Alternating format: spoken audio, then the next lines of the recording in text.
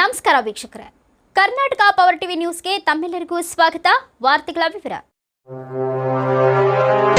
ಅಮೆರಿಕದಲ್ಲಿ ಬಿಳಿಗಿರಿ ರಂಗನಾಥ ಸ್ವಾಮಿ ಜಯಂಕಾರ. ಕರ್ನಾಟಕದ ಚಾಮರಾಜನಗರ ಜಿಲ್ಲೆಯ ಯಳಂದೂರು ತಾಲೂಕಿನ ಬಿಳಿಗಿರಿ ರಂಗನಾಥ ಸ್ವಾಮಿಯ ಗುಣಗಾನ ಅಂತಾರಾಷ್ಟ್ರೀಯ ಮಟ್ಟದಲ್ಲೂ ಸಹ ವಿಸ್ತಾರಗೊಂಡಿದೆ.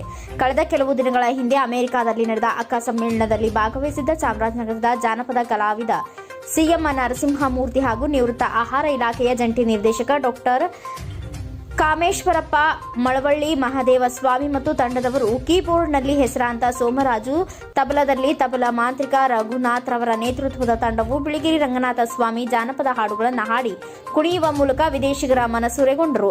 ಭಾರತದ ಕರ್ನಾಟಕದ ತುಟ್ಟ ತುದಿಯ ಚಾಮರಾಜನಗರ ಜಿಲ್ಲೆಯ ಜಾನಪದ ಕಲಾವಿದರು ಅಂತಾರಾಷ್ಟ್ರೀಯ ಮಟ್ಟದಲ್ಲಿ ಬಿಳಿಗಿರಿ ರಂಗನಾಥ ಸ್ವಾಮಿ ಹಾಡುಗಳನ್ನು ಹಾಡುವ ಮೂಲಕ ವಿದೇಶಿ ಕಲಾವಿದರಲ್ಲಿ ಮಂತ್ರಚಕಿತಗೊಳಿಸಿದರು.